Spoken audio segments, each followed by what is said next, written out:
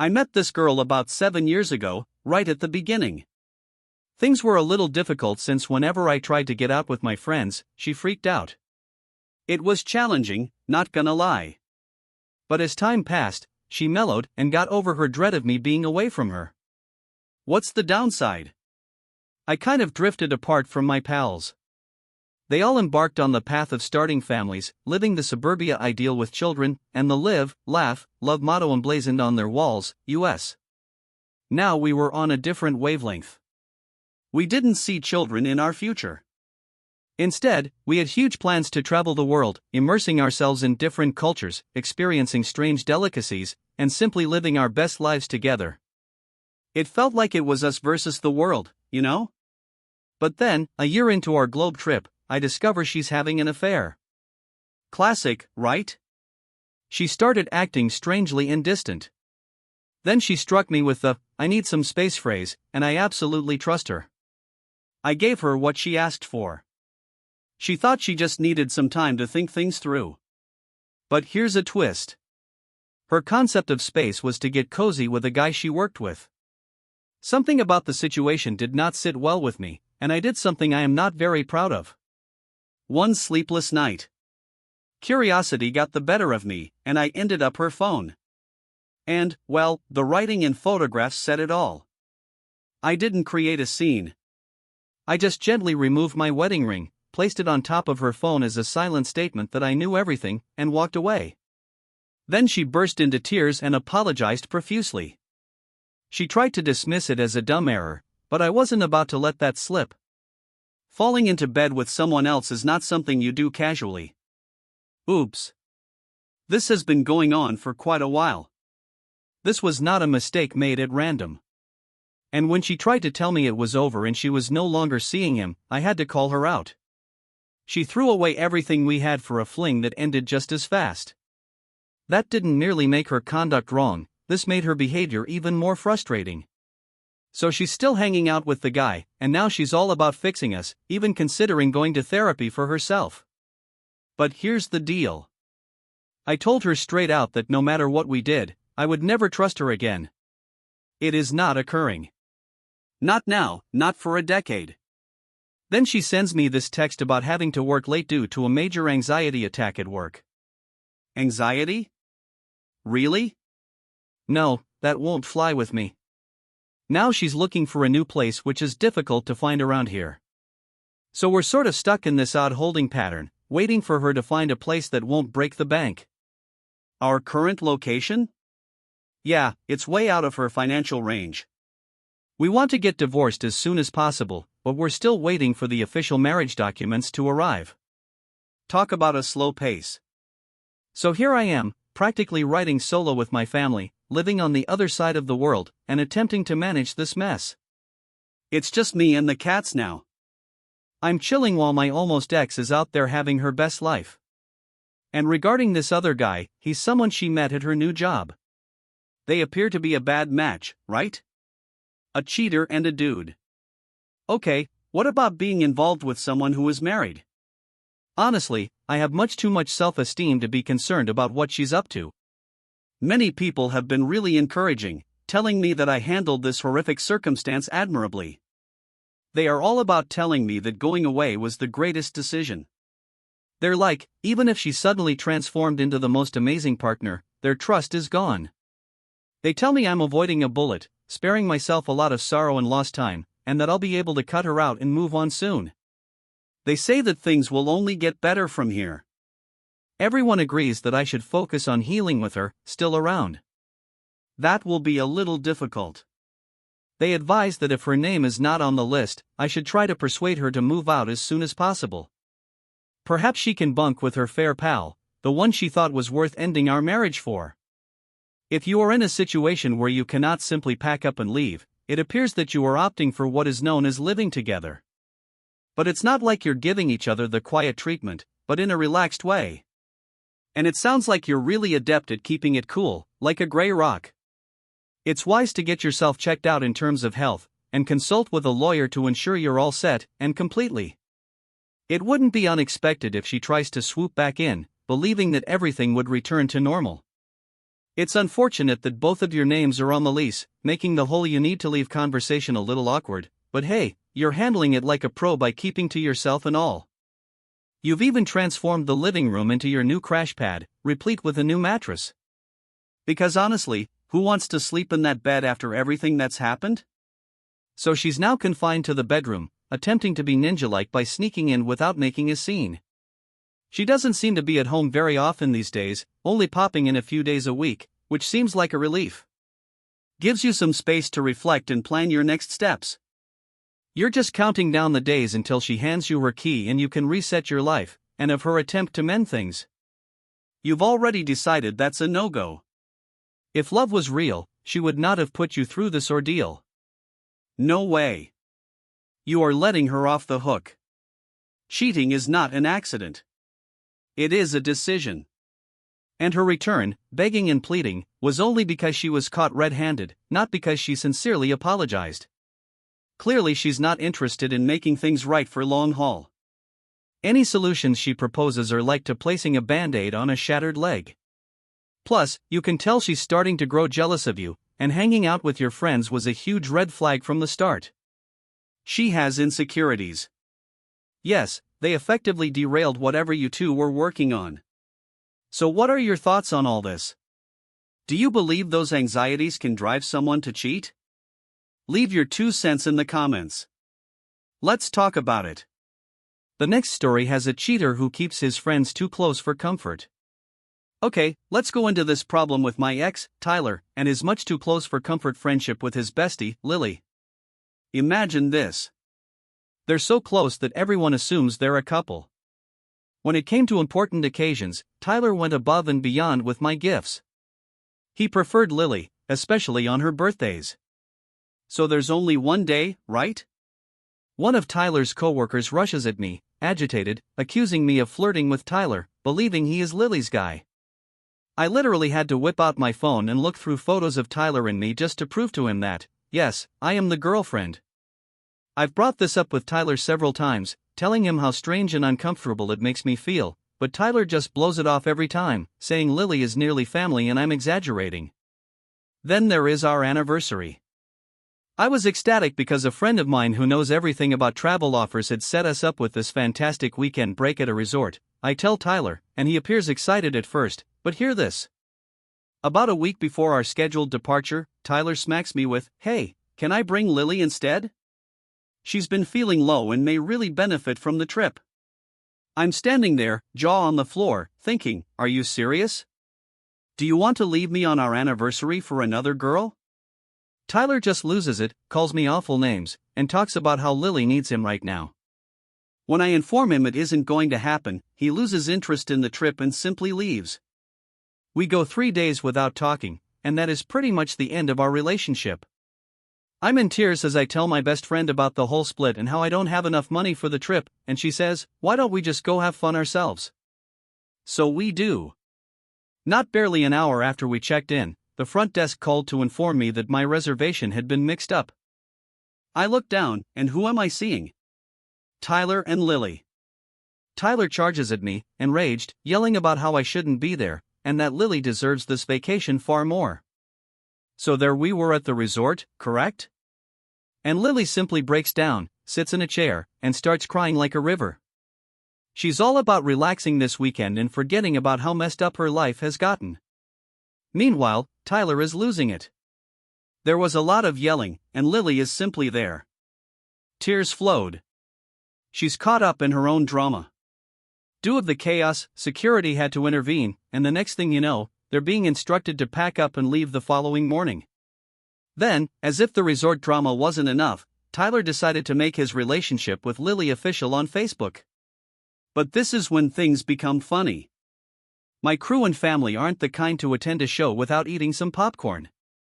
They flood his post with comments, asking if they are siblings and making Sweet Home Alabama analogies, because let's be honest, it seemed too near for comfort. Tyler attempted everything he could to stop the gossip train, but it was already in full swing. Fast forward 3 months, and while the talk has subsided, their reputations have undoubtedly suffered, and I can't help but feel a sense of joy about it. Everyone's reactions have been gold. Comments such as, "Glad he's your ex," and what a duo of dummies have poured in. Even my mother jumped in, saying, "It's better they're together than messing up two separate lives." And don't get me started on the people who mock Lily for wanting a calm weekend, as if she should pay for her own retreat if it's that serious. Everyone seems to agree that these two are a match made in headache heaven, similar to discovering two pieces of trash and understanding they belong together. People wonder why they did not start dating right away, instead of bringing people into their turmoil and then pulling a cheating trick. I've also received a lot of encouragement, with notes indicating that I'd be better off without him, and it's screwed up that I was made to feel like I'm the one losing it. Tyler tried to play it off as if he and Lily were simply family. That is a whole new level of messed up. Then he had the audacity to try to nab the resort trip for themselves, and everyone pretty much felt he'd lost his mind. The consensus? He might as well have been dating his sister from the beginning. Next story. I cheated by offering one too many chances in roughly half a day. I am going to find out where I stand. Either we're going to shake things up in our marriage, or I'm getting divorced. I confronted my husband with a major decision after catching him cheating on me with a female who takes up groceries part-time. We've been a team for a dozen years, so this feels like a punch in the gut. It turns out he's been squandering our money on her. When I put him on the spot, he performed the standard cheater dance. Deny, deflect. When he ran out of steam, the waterworks began with the entire baby. Please update the spiel. So I arranged it for him. We could either open up about our marriage, maintaining the house in a family atmosphere for our children, or call it quits and go our own ways. Going the open marriage option required some strict guidelines.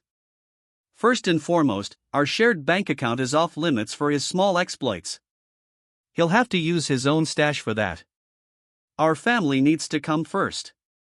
No exclusions. He is not allowed to bring anyone into our home or around our children.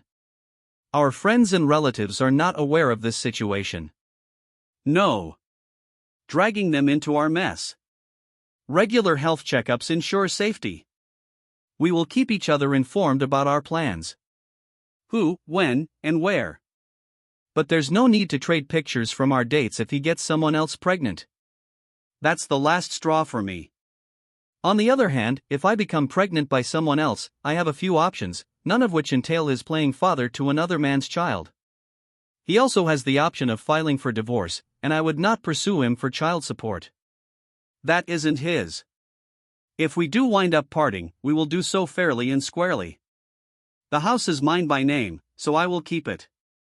We'll handle everything regarding the kids using a parenting app, ensuring that we do not trash talk each other in front of them. If the kids desire to know what happened, the truth will be revealed. The most important thing is to maintain things cool and collected for them. I simply told my husband, "Look, you can hang out with whoever you want, but don't expect our kids to be happy and welcoming of them. It is entirely up to our children whether they want to get to know the women he is seeing." I set a timer for him and gave him 48 hours to make a huge decision. Either we try open marriage or we end ourselves divorced. Now we're down to the final 12 hours, and it's crunch time. We'll see what he decides, but if he can't figure it out, I'm prepared to take the initiative, and to be honest, I'm leaning towards just ending everything. So here's the latest. I decided to divorce. I tried to share this before in another location, but it didn't go over well. I didn't even wait the whole 48 hours because I knew he wouldn't choose any of the options I presented. He seemed more interested in dragging this out, convincing me that we could somehow solve things. I'd had enough and urged him to pack up and take the road. He tried to sweet-talk me into selecting the card, which many couples do, but come on. I'm not going to spend another year building on something that has already crumbled. I've already contacted my lawyer, and the divorce papers will be handed to him within a week. I had them ready but waited, hoping he'd make a decision. The entire thing will soon become public, and I'm not here to listen to anyone who tells me to give him another chance. I already did, and he missed his shot. There is no way I'm buying into the idea that cheating strengthens relationships. Spiel, that's just rubbish. Somebody tried to sell me in the comments. I can't take the sight of him anymore. I'm tired of being the one who tries to justify his blunders. That marks the conclusion of that chapter. Now, I'm sitting in a peaceful, empty house. The kids are currently staying with my mother. As for him, I have no idea where he is or what he is doing, but to be honest, even if we fought to keep the marriage open, I knew it was going to end this way. I really didn't want my children to have to claim they grew up in a broken house, but staying in a situation like this would have been worse for them in the long run. So my mother decided to forgive my father once, despite the fact that he had not cheated. But behind it all, I could tell she had lingering misgivings about him. She attempted to act as if everything was fine between them and the others around her. He kept telling her how fantastic she was for standing by him and how their love had grown even stronger after the fright. But if you ask me, she never truly got over those suspicions. It's not like my father noticed it, but you could see from her demeanor that she was usually a little apprehensive, keeping one eye open. And when he was out of sight, she'd breathe a sigh of relief, as if she could finally let go of the act for a moment. Man, I'm just spewing my thoughts here. I've been trying to deal by venting my feelings on Reddit and talking to people online. I don't want to wind up in the same situation as my mother, constantly worrying about where my spouse is or whether he's lying to me. When I finally told him we were getting divorced, it felt like I could finally catch my breath, as if I had been carrying around this big backpack full of bricks and had suddenly set it down. Everyone here was correct in presenting him with options. Finally, he had to confront the consequences of his conduct, and by the time I gave him that ultimatum, I was more than ready to leave, and it was clearly the right decision. Reflecting on my mother and father's narrative, I feel like I'm trying to break free from that pattern, accomplishing something she never could. And that thinking gives me a boost. It makes me proud of how I'm managing the upgrade. It's been over a week and a half since I laid everything on the table with him, and I'm completely numb. I uncovered his cheating actions a few months ago, and it took me some time to acquire all of the necessary evidence and get my ducks in a row, including consulting with a divorce attorney. So we're going back 7 years, right? When I discover out he's cheating on me, I'm already pregnant.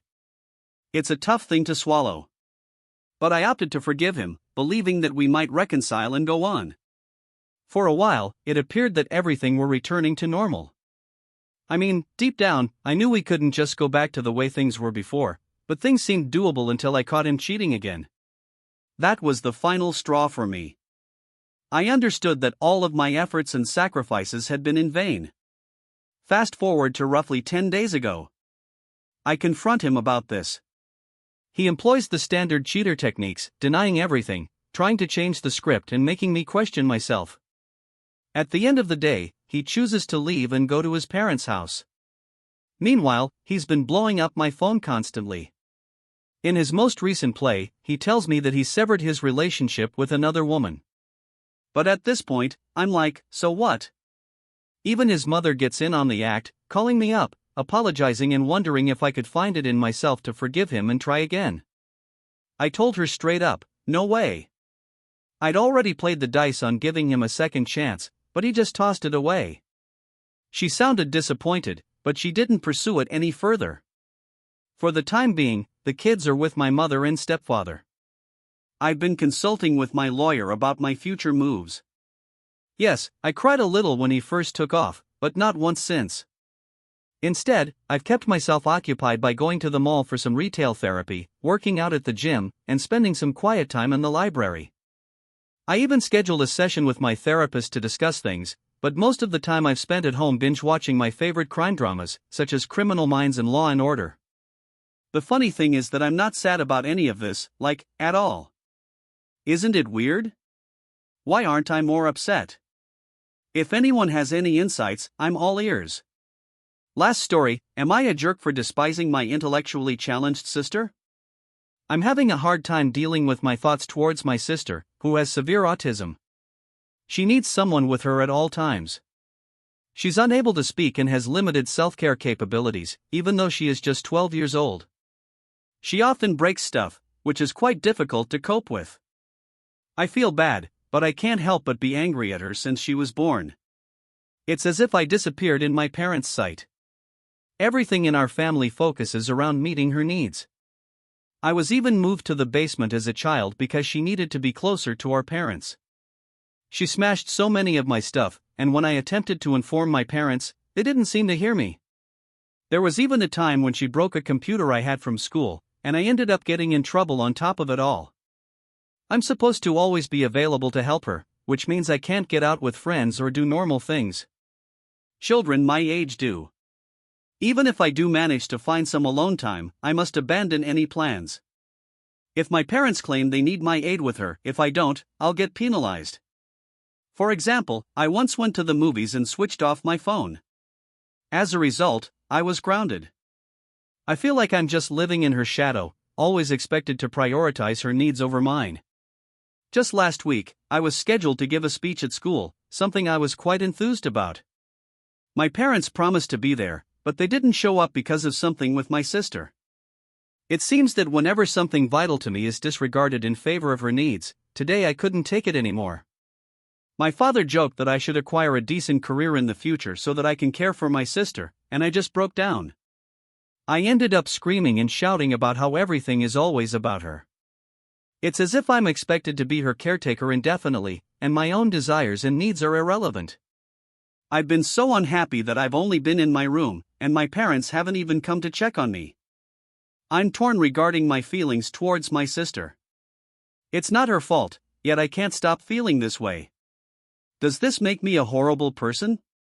Now for an update. Update? Hello everyone, I'm back, exactly as I promised. My initial story received a lot of attention, and since you all appear to care, here's what has been occurring to me. Since that day, I've chosen to take a significant step for myself. I've been staying with my grandfather. The entire experience has been a roller coaster. Some portions are good, but others are tough. Let me lay everything out for you. I told my everything that happened. Why was I so upset? All of it. He was really taken aback. It turned out that no one else in the family knew about it. My parents had essentially turned me into a full-time caregiver for my sister without any assistance. My grandfather shared several things with me, things I'm not particularly comfortable discussing here.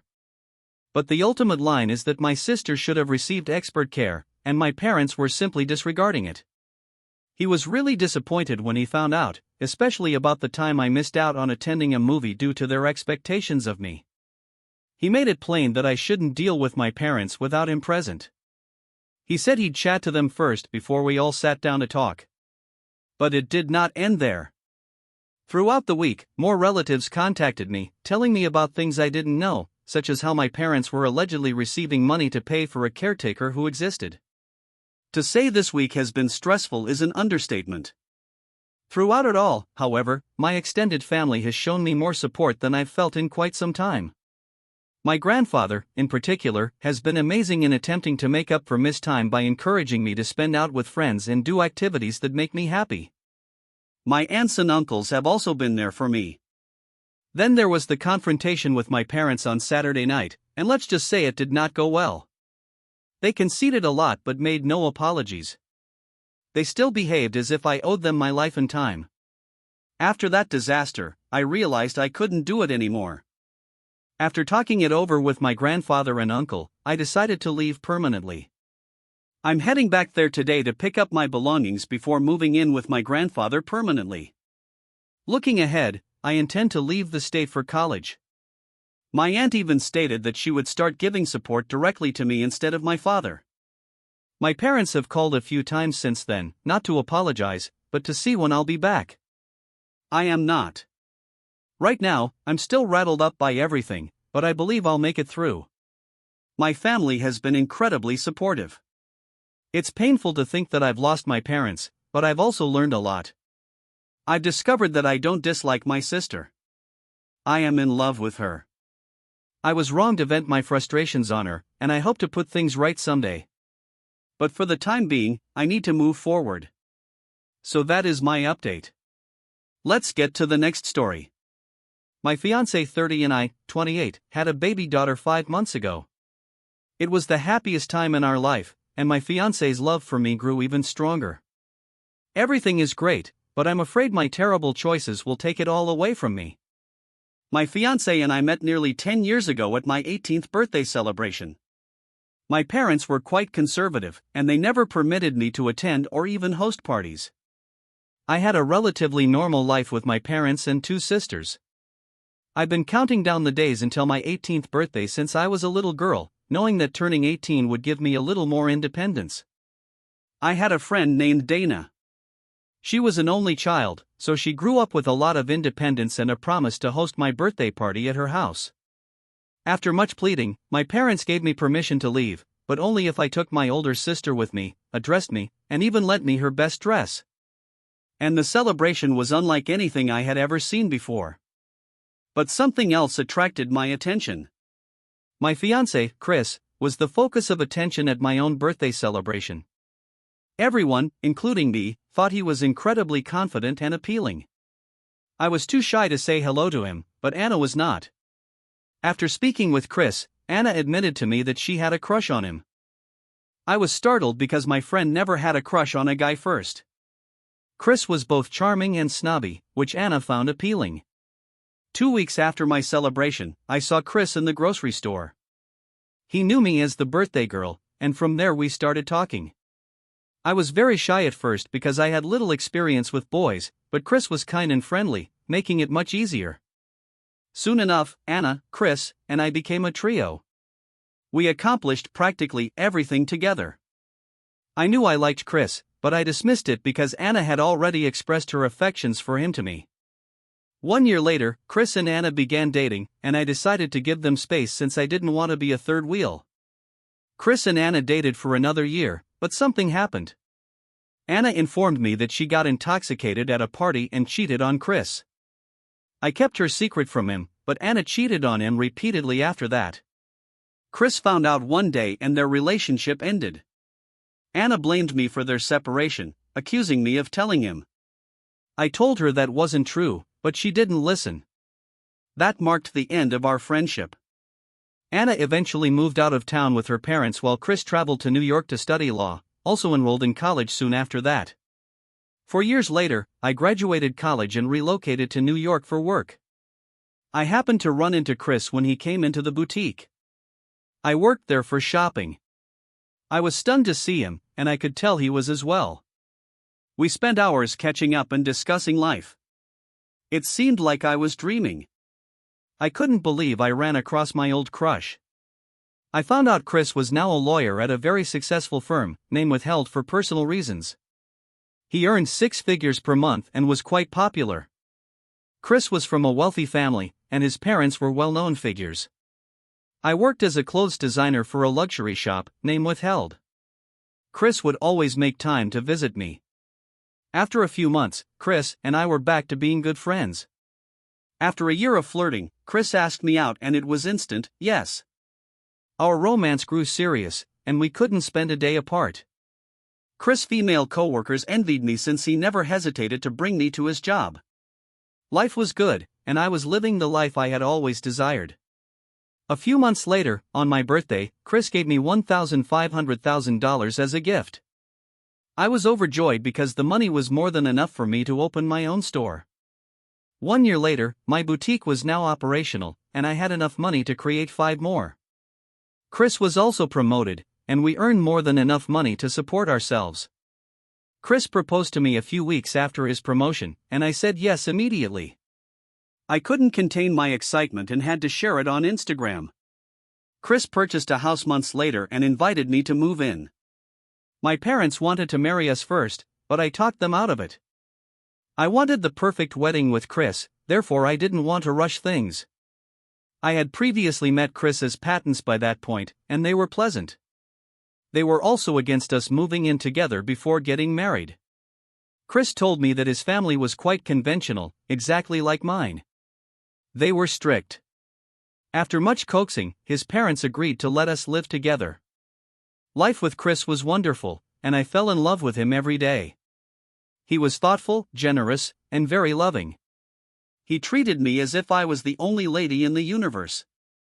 When we disagreed, Chris would never raise his voice or try to snap at me. He was always calm and willing to listen to me first. Chris cared for me when I was unwell and occasionally missed work. I cherished every minute with him as if it were the last because I never thought I deserved him. A few months later, we decided to have a baby. After weeks of trying, I became pregnant. Chris was overjoyed, and I could see the enthusiasm in his eyes when I told him the news. He did not allow me to do anything after that. I had a stress-free pregnancy, which was lovely. When I gave birth to my daughter, Chris's love for me grew stronger. Chris was never bothered by my postpartum body insecurities. He took it upon himself to work out with me and restore my confidence.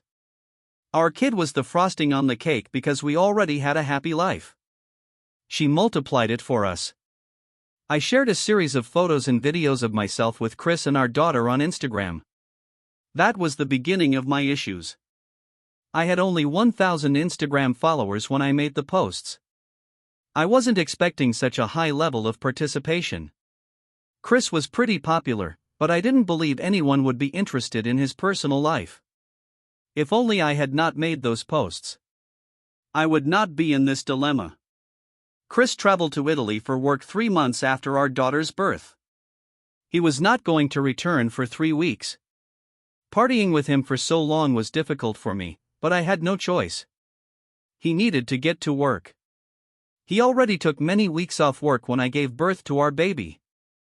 The first week without Chris was dismal and uninteresting. I tried to concentrate on work and our baby, but none of it seemed to interest me. I knew it would be challenging, but I didn't anticipate it to be so gloomy. Chris spoiled me with his presence so much that I became accustomed to it. Prior to the work trip, the longest we had been apart was 3 days. Chris contacted me every day, but it simply wasn't enough. I missed and desired everything about him. It was only the first week, yet it already felt like a month. One day my personal assistant observed my mood and invited me to a party. I wasn't used to partying, but she said it'd be a good distraction. I told Chris about it and he encouraged me to go. He didn't like how sleepy I appeared when he video called me. I dropped our daughter off at his mother's place before attending the party that night. I wore a black knee-length gown that was not overly exposing. I wasn't seeking for a partner. I already had one I was quite proud of, and I only had 1 drink at the party because I didn't want to become intoxicated. After 2 hours, I was eager to return home and snuggle with my daughter. On my way out, I encountered a guy named Roy who was the same height as Chris. He reminded me so much of my girlfriend that I had to do a double take. The only difference was in the eyes and face. Chris was also more muscled than him. Roy surprised me by asking if I wanted to drink. I gently declined, but he insisted. I disliked the idea of a stranger buying me a drink. So I tried to walk away, but Roy muttered something that stopped me. He informed me he was Chris' friend, and Chris had asked him to keep me company. I considered it strange because Chris had never introduced me to Roy before, but Roy claimed he was not based in New York. He even told me a few details about Chris. I believed him because Chris would not speak to anyone unless he knew them well. Roy bought me a drink, and I made the mistake of drinking it. After another drink, I was dizzy and I got a headache. I told Roy I wanted to go home, and he offered to take me there. I dozed off in the car and awoke when Roy tapped me. He told me I was already home. He led me out of the car, but I realized we were somewhere else. I asked Roy where we were at, and he told me his car was faulty and he could not drive it further. I told him I would rather take a cab home and get to my daughter. But Roy said it was already too late for a cab. I thought about it for a while and gave in because I was feeling quite tired and weak. Roy guided me into what I later discovered was his house. I asked him for painkillers for my headache, but he gave me hot milk to drink. That relieved me a little. Roy showed me the room I would be sleeping in, and I thanked him before closing the door. I felt comfortable because I believed he was Chris' friend. I tried calling Chris, but I discovered that my phone was dead. I wanted to take a shower but had no clothes to change into, so I just laid on the bed and tried to get some sleep. Sometime into the night, Roy knocked on the door. I opened the door and found him standing there in just a towel. He was completely shirtless and his hair was wet. For some reason, he styled his hair just like Chris did. He already had an uncanny resemblance to Chris, but now it seemed more defined. I asked Roy what he was looking for, and he told me he just wanted to grab his shirt. After grabbing his shirt, he asked me why I had not taken a shower, and I told him I did not have clothes to change into. To my surprise, he offered me a shirt and insisted I wore it. I still felt a little bit dizzy, so I decided to take a hot bath while I was in the bath. Roy walked in completely naked. I was too stunned to say a word and too tired to move. He just quietly stood there and watched me for a long time. I snapped out of my trance and told him to get out. I kept thinking about Chris and how he would feel if he knew that I saw his friend naked. Roy ignored me, then proceeded to touch himself. He was masturbating in front of me. Imagine how confused I was at that sight. I was drunk, and seeing him do that felt wrong and exciting at the same time. It did not help that I had been sexually starved for over 3 weeks. Chris was extremely busy for 2 weeks before his trip. The temptation was too much, and then I found myself touching myself. It was wrong. I should not have done it, but I could not stop. Once I started, the worst part was that Roy and Chris looked almost similar. Soon enough, I thought I was looking at my husband touching himself, and then things escalated. Roy got into the tub with me, and we had sex. The next morning, after I woke up with a stranger in bed with me, I knew I had made the biggest mistake of my life. My head felt like it was being stabbed with a knife. It was not just a hangover. I found out that Roy had spiked my drink with some sort of cannabis. The most shocking part is that Roy confessed that he was hired by someone to get me to cheat on my husband. He said his job was done and he left me in the house. I had consented. I knew I had consented because I still remember it all. Yes, he left me. That man drugged me, then ran away. I cheated on my husband. I thought I was having sex with my husband because the drug made the similarities between them more defined. I went back home, and I felt like a cheat. I could not even look at my daughter because I felt so much guilt. Chris treated me like a queen, and I broke his trust. I should not have gone to the party at all. I didn't even have time to think about who hired Roy. I was too depressed to think about myself. It's been a week since I cheated on my husband, in a week till he'll be back home. I don't know what to do.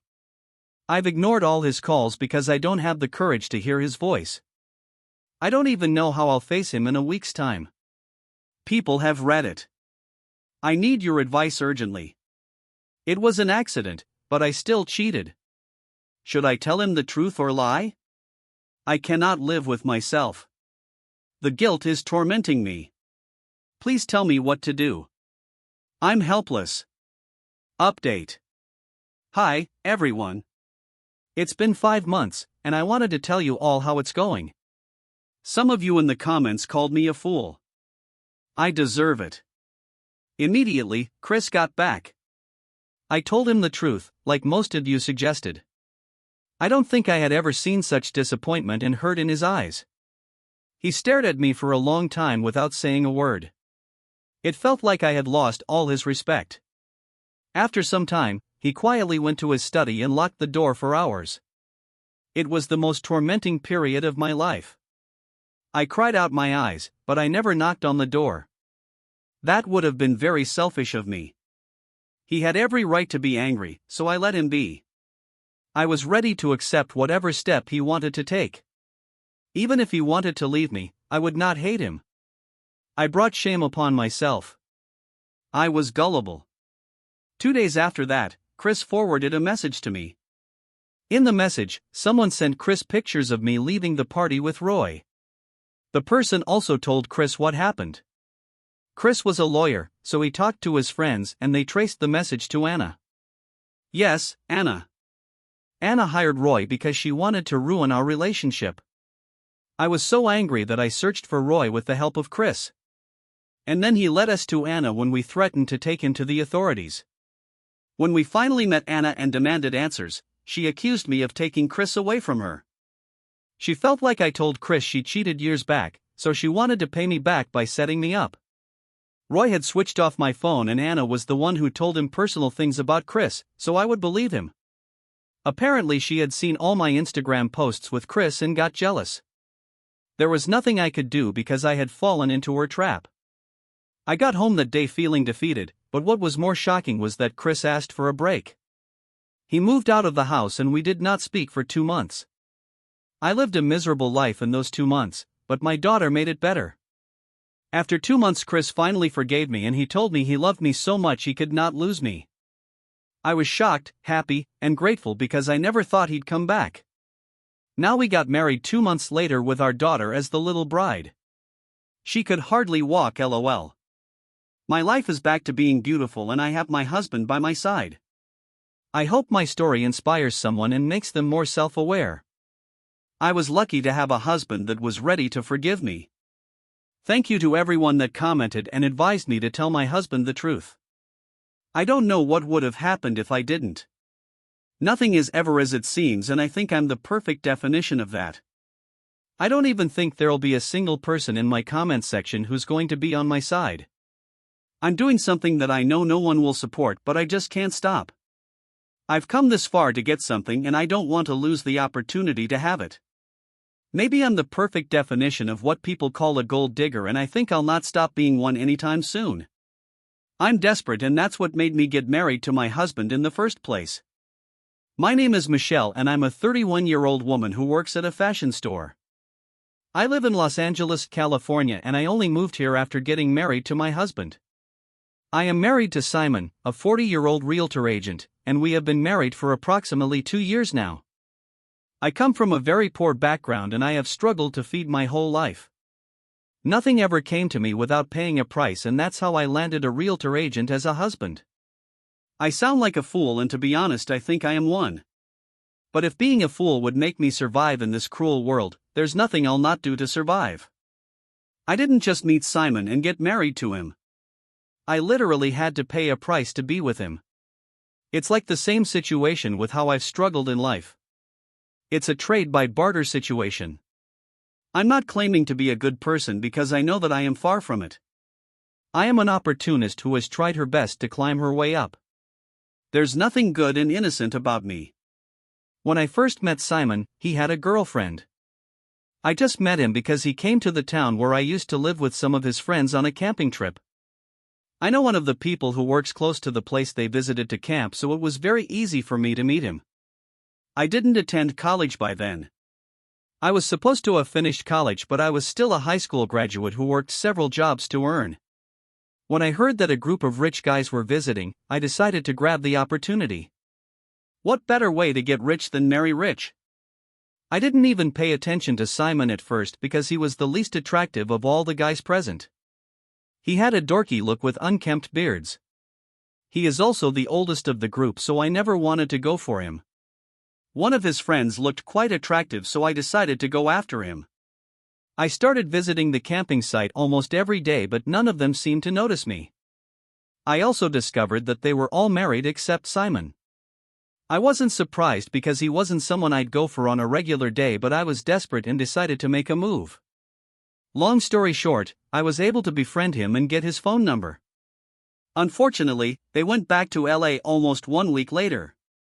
I still had his phone number, but I was no longer interested till I was told that he is a realtor agent.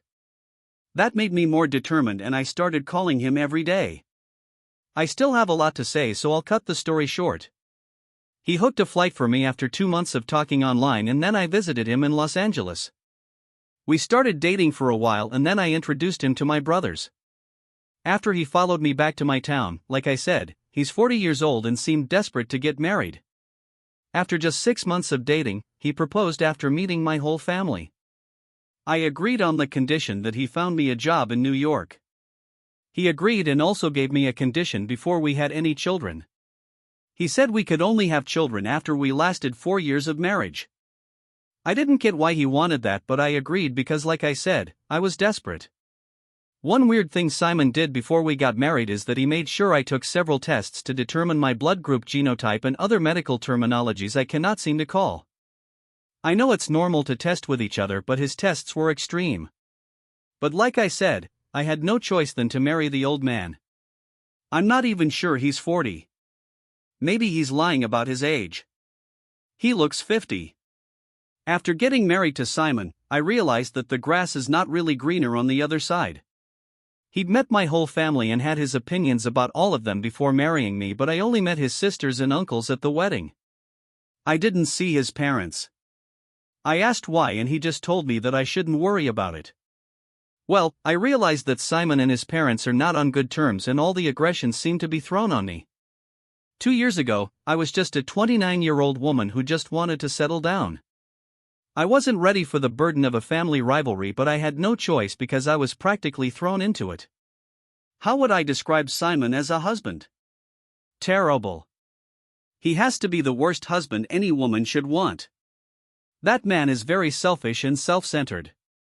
When I married him, I thought I'd be able to get a life of comfort and luxury, but I'm not getting any of that. He has the money, but he just chooses not to spend it. The only thing he has done for me since we got married is find me the job I asked for. I began to get extremely desperate because I just had limited resources.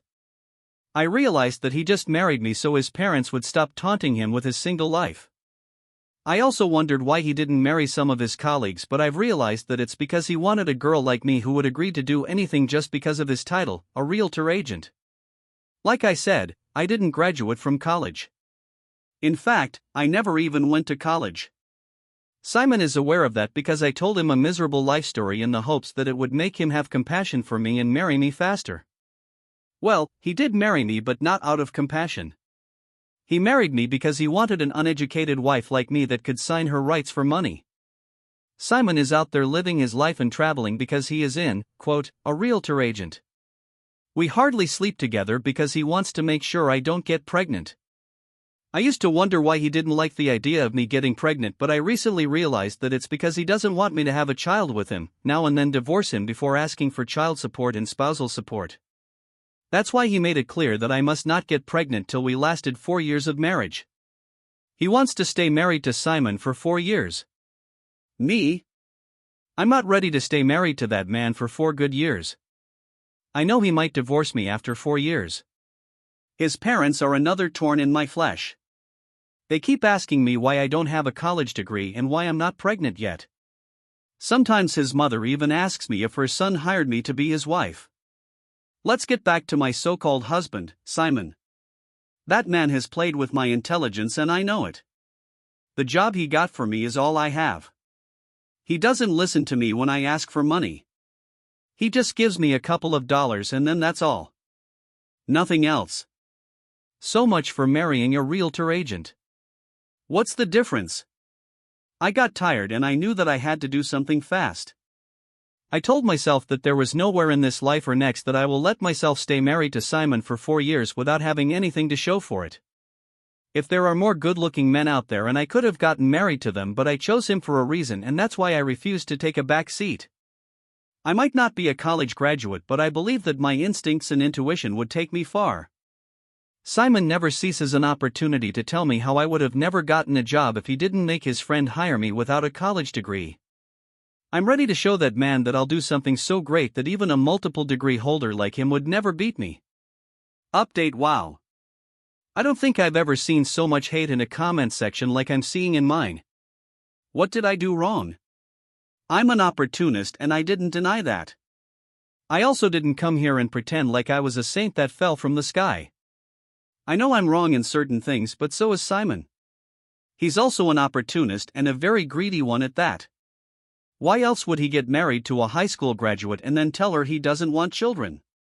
We're both in the wrong boat together. The only difference is that I'm the one at the receiving end of it. Thankfully, few people supported my ideology even though they didn't agree to some of the things I said. It's all fine and I believe that one way or another I'll be able to get to the finish line without support if I want to get out of the marriage with something substantial. Having a child is important, but so far Simon has not wavered in his decision to not have children yet. I know he cheats on me because he is hardly ever home and when it's time for us to get together he uses protection a lot. He also gives me the pills immediately. I'm tired of the same routine and I don't want him to outsmart me. I'm ready to have a child and even though it's not going to be for Simon, so be it. That was the decision I made before I realized that there was every possibility that Simon would find out I had a child for another man. He's smart and I know there's no way he'd not try to get a DNA test as soon as the child is born. I just decided to have fun and see where that takes me. I was tired of sitting around the house only to be disturbed by his parents and interviewed on every single topic while he lives his life under the pretext of work. I don't care if he's actually working. I'm tired of working once in a while and doing things continuously in a boring routine. I'm going to start pretending like I'm no longer a married woman because I need to have options left for when Simon suddenly wakes up and decides to divorce me. I don't want to go back to a life of striving. I've asked Simon to put me into college, but he's not ready to do that. He keeps coming up with several stupid excuses, and I am just tired. Nobody has time for that, and I'm certainly not going to trust a selfish man like him with my life. There's no way that's going to be possible. Update. Hi guys, it's time for an update, lol. I almost feel like I'm running a reality TV show because of how much information about my life that I'm putting out here. I guess I can't fault myself for asking advice and seeking the opinion of other people. Trust me when I say this, except a person was drunk or drugged. Cheating is a conscious decision, and it's something that's usually planned for months before its actual action. How do I know this? Well, I'm currently using myself as the test subject in this case, and I now understand a lot of things. I want to cheat on my husband. It's intentional, and I want to do it because Simon is one of the people who is making my life very difficult. Now that man has tried his best to tie me down. I don't want to live that kind of life. I thought he'd put me into college the moment I accepted to marry him. I also want to go to school and be educated. If he is not ready to do that for me, shouldn't I look elsewhere? He married me with ulterior motives, just like I married him with ulterior motives. The both of us are to blame, but I don't think he even knows that yet. Just yesterday he came back from work and he looked very tired, like the dutiful wife Jay was forced to become. I prepared something for him to eat because most of the people in the comments section tried their best to make me look like a bad person. I decided that it would be nice if I tested Simon one more time. Deep down I knew nothing would change, but I was easy to try just because I wanted to prove you all wrong. Long story short, I asked him about enrolling me in college all over again. I know that he had the money, and I can bet a lot of things that he doesn't need to break his bank to send me to college. Why then did he want to limit the amount of things he gave me? Well, I realized that his reason for doing that is because he doesn't want to give me enough things so that I would not end up running away. Maybe he is aware that I might end up leaving him at the end of the day, so he is trying to make sure that he doesn't spend too much or risk too much. I'm sure that the both of us are playing a very risky game, and I just hope that neither of us is ready to back down. After talking to him and getting disappointed yesterday, I decided to make the conscious decision to just go straight to the point and do what I've always wanted to do. There's a person at my workplace that's trying to flirt with me, but I've never given that person a second look. One of my reasons for doing that is because that person is also my colleague at work. Why would I want to date my colleague? We earn the same thing and both of us are trying to survive. Why would I want to risk everything by dating someone like that? I wasn't ready to have that kind of conversation yet, so I decided that it was best to be wise. I wanted to make sure that whatever I'm risking my marriage for is better than my marriage. My marriage is already a sham, and to be honest, I've wanted out of this marriage for months. I want to divorce Simon and go back to my town because the only thing he has given me is a job and a roof over my head. Those are the only reasonable things he has given me all through the marriage. If I leave him today, there would be no difference because I had no idea I was getting married to a very stingy man. If I had known, then I would not have made the mistake of getting married to him. I'm the first place now about the person at my workplace. I think it's also risky because I could get caught if I am not careful. Simon gave me the job through his friend who knows the owner of the fashion store. There's every possibility that he has been trying to keep an eye on me, and it would be really unfortunate if I let myself right into his trap. That would give him a reason to divorce me without a single thought, and I don't want that yet. I'm only holding on to the marriage because I want to make sure that I didn't waste the past 2 years of my life. I don't want a situation where I'll end up leaving the marriage broke.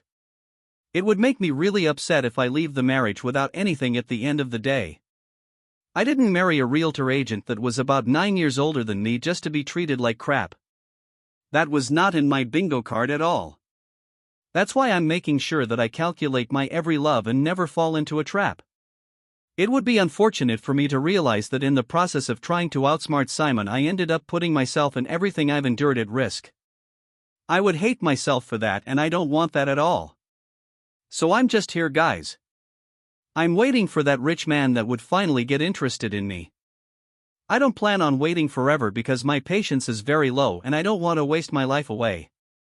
That's it for today, guys. I'll see you all in a while. Update. Your favorite gold digger is back again, just like you all like to address me in the comments section. Many people think I'm this big gold digger with no brain at all. While I don't actually blame the people calling me that, because it was I myself that called myself a gold digger in the first place. I'm now getting called several names. It's not like I never expected it, but wow, people can be extremely rude when they want to. It's the way they don't even care about my feelings or how I ended up feeling at the end of the day. Well, I guess my feelings aren't valid as long as I'm a gold digger, lol. Before moving on, I just want to say that the comments have been cracking me up quite literally. It's been insane. So life with Simon has been the same and there's been no change at all. I knew that I'd be a fool to think that a man as smart as him would suddenly try to act all sweet and stuff. I think the past few days have revealed to me that Simon is actually a very intelligent man. I think he is aware that he married a woman that only looked at him twice because of his job and money. He knows that, and I guess that's one of the reasons he's making sure that we don't have a child till we're a year or two. Last 2 more years. If not for my desperation back then, I would have never actually married him because I didn't know that I was signing up for this. I expected more from him and I thought that I'd caught a big fish, lol.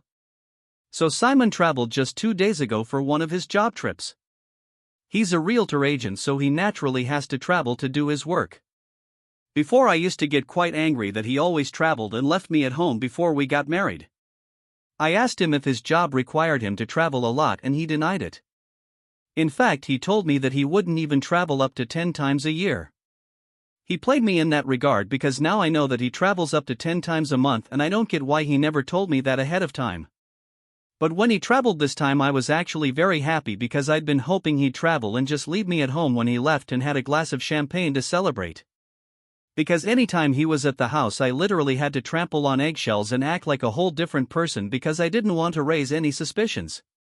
My brothers came to LA last week and they've been asking to see me, but I kept telling them that I was not in town. The main reason I did that was because I didn't want them to see Simon. Not because I want them to hate him, but because I know Simon doesn't care for any of them. He made that clear even before we got married. He clearly told me that he feels like my brothers are lazy and that they just spend all their time at the camping site doing nothing serious.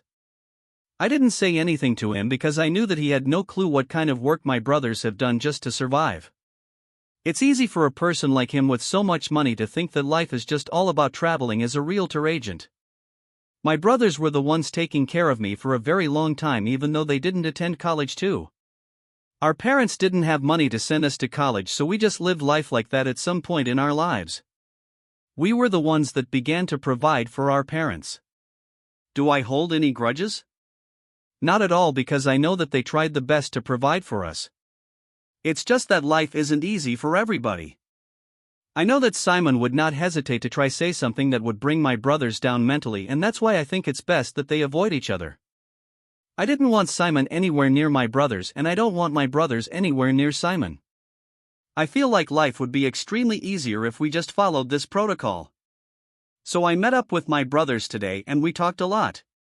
I asked why they were in LA and they just told me that it was for some work. I was happy to know that my brothers were doing well for themselves. They had to live today, so our conversations were quite short. They picked up on my mood even though I tried to smile all through. I just lied and told them I was having period cramps. They knew nothing about that, so they believed me. When I got back home, I decided that it was best to update you all first before I made my next move. One of my brother's friends in LA invited me to his house party, and I actually plan on going. What do you guys think? I know this is the perfect opportunity to meet people and do. I'm really interested in grabbing the opportunity. I'm not going to update fast like I've been going because I think it's best to just update you all at once. I'll update as soon as I can, but it's not going to be as fast as the rest. Update. I cheated on my husband, guys, and now I think I might be pregnant. Yes. You all read that right? Where do I even start from? And how do I begin to explain my predicament to you guys? It's been hectic and quite confusing, especially for me. I thought things would be easier and I would not take myself by surprise since I'm the one actually planning everything. And it's not a freestyle, but I think I underestimated how fast things could change in the blink of an eye. It's actually very crazy and I can't wait to tell you all my predicament right now. So I went to the party I was invited to, just like I told you guys. I thought it would be the perfect opportunity to do something crazy. So I didn't think twice before doing what I wanted to do. The party was not what I expected at all.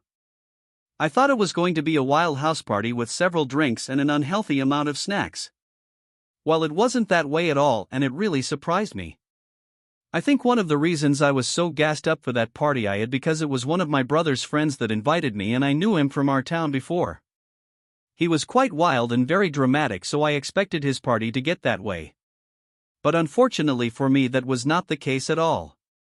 I think it's fair to say that I got the shock of my life when I realized that his part was quite classy and sophisticated. I was not impressed at all because I wasn't really interested in a party that didn't have crazy drinks and an enormous amount of food. I wanted to let loose and just travel back in time to the days when I used to party with my brothers in our town. It was really fun and I missed those parties. Since I came to LA, there were no more parties like that I could attend. Simon was like a watchdog that fell from the sky just to keep an eye on me. Anyways, I still wanted to have fun at the party, so I didn't let anything make me stop. I didn't see the person that invited me for some time, so I just decided to look around and take a look at things for myself. That was just what I wanted to do at the beginning. But something stalking happened and I actually met a guy that looked like money. When I tell you all, he looked like money. I'm not exaggerating. His suit and everything he wore screamed money, but I didn't quite understand why a guy like that would want to wear a suit to a house party. I mean, who wants to wear a suit to a house party? Is that even normal at all? Well, I guess it is, because he was not the only one I spotted in a suit. They all looked like people knew what they were doing with their lives. The music was very slow and I think it was opera music that was playing in the background. It was nothing extra like that kind of music that just makes your eardrum throb. It was at that moment that I figured out that I was probably at a party for rich men. I became curious because I wanted to ask the person that invited me how he knew so many rich people. When I finally saw him and I asked him the question that had been eating me up, he just told me that he had gotten a job that pays well after he moved to LA, and that's how he got to buy a house. He also told me that most of the people present were his colleagues at work. That was what finally put me at ease, because I'd been worried that he was running some kind of scam, lol. The guy I told you all about didn't interact with other people much. He just stood at one place sipping champagne and looking at some of the artworks on the wall. I approached and engaged him in a conversation. I was very nervous at first because I didn't want to end up embarrassing myself in front of so many people. That's why I initially tried to see if I could just start a random conversation without causing commotion. It actually worked, and then we started talking. At first I started flirting with him, then pretended like it was the fault of the wine I had in hand. We spoke for a long time and at some point we exchanged contacts. I took a lot of wine and the little alcohol available because I needed that drunk courage. It had been a long while since I tried doing what I had been doing at the party, so I was very anxious at first. At the end of the day, we left the party together. My brother's friend actually pulled me to the side to ask me why I was going out of the party room with a guy. He was aware of the fact that I am married, so he wanted to know what I was thinking. I just told him that it was nothing serious and that I'd speak to him another time. I could tell that he was really worried and he offered to call my brothers, but I refused. He left me alone after that, and then I went back to meet the guy. We went to a hotel that night and we spent the night together. I didn't expect to feel the level of guilt I felt the next morning. I guess I'm human after all, and I had to feel some type of way. We did use protection that night and I was sure of it because I saw it in the bin. Me and that guy saw each other very frequently after that and we hooked up a lot. I don't want to call his name for personal reasons. He gave me gifts and even offered to find a job for me. At that point he didn't even know I was married at all. Simon seemed to spend forever on his trip, so I used that opportunity to hang out with the guy I met at the party. There were some times when he wouldn't use protection, but I didn't think that if suddenly just got pregnant. I always imagined that people had to actually put in effort and try before getting pregnant. I just realized that's not true and that every woman has a different body type. I suspect that I might be pregnant because I didn't see my monthly flow this month. Simon just got back yesterday and I'm really scared. I don't know what to do at all because this isn't in my bingo card. What do I say to Simon and what do I say to the guy I'm pregnant? For what? He believed that the baby I'm carrying is his when he finds out that I'm married. Help me, guys. I haven't taken a pregnancy test yet, so I'm not 100% sure, but I'm still scared. I haven't missed my menstrual flow like this ever before, and it makes sense that I'm pregnant. That's the only reasonable explanation. I think I'm really done for at this point. Update. Well, my fears have proven to be reality and I am now left with nothing. Even after all the things I tried to do to make sure that I didn't end up like I ended up, now I still got what many people think I deserved. I took the pregnancy test because I was actually very scared and I wanted to know the truth as soon as possible. The tests revealed that I was pregnant. I still went to the hospital to check and I was proved to be pregnant. I had to go back home and think of what to do. I decided to go tell my affair partner first.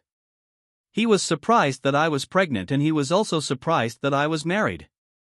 He accused me of trying to trap him with another woman's pregnancy and then he broke things off with me. Yes, he literally told me it was over and that he never wanted to see me again. I almost fainted and gave up, but I had to tell myself that I couldn't just let something like that weigh me down.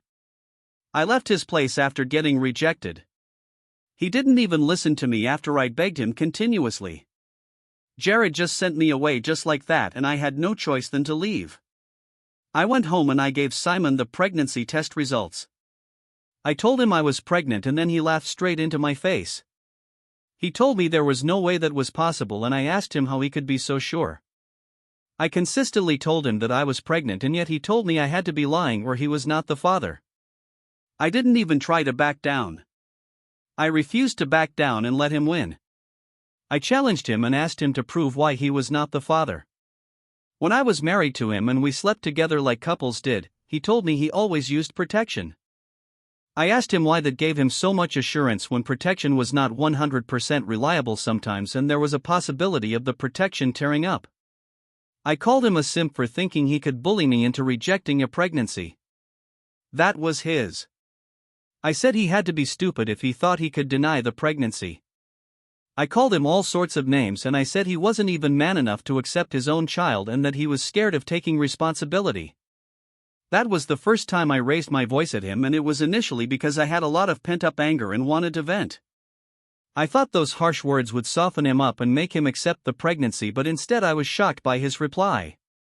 He told me that the pregnancy couldn't be his because he had gotten a vasectomy long ago and that he did so because he didn't want me to come up with stories that were fake. I was very surprised. And it was at that moment that I realized that I had been caught red-handed and there was really no going back. I should have pinned the pregnancy on him when I knew just how smart he was.